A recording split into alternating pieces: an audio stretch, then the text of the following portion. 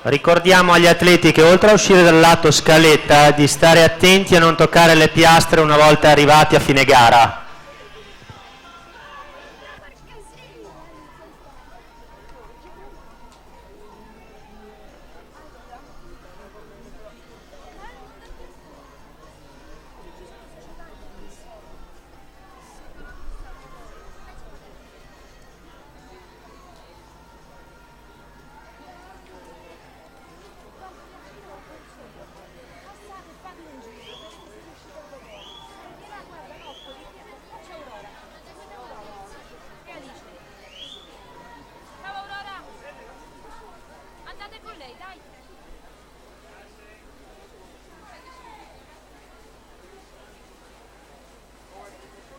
Fai il blocco qua? Fai il blocco qui della gente? Sportivo!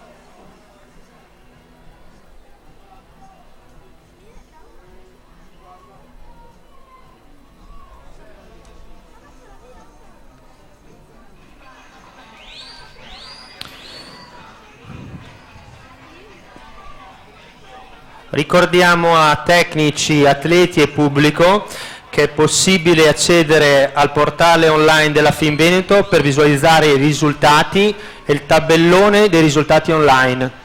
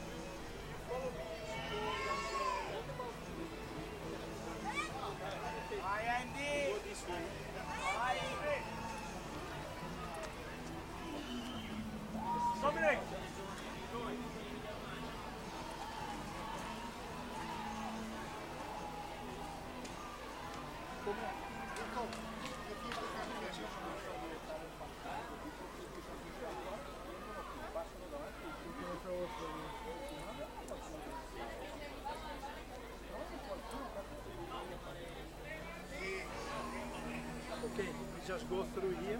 Okay, ciao.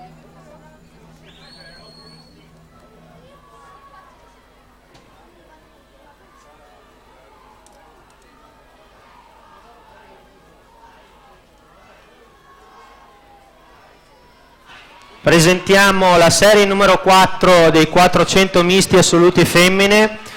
Corsia 2 De Faveri Martina Piave Nuoto, corsia 3 Dalfarra Anna rappresentativa Rosà, corsia 4 Visentini Giulia stile libero, corsia 5 Corda Martina rappresentativa Idros, corsia 6 Marchesina Andrea, Nottoli 74. Non mi viene.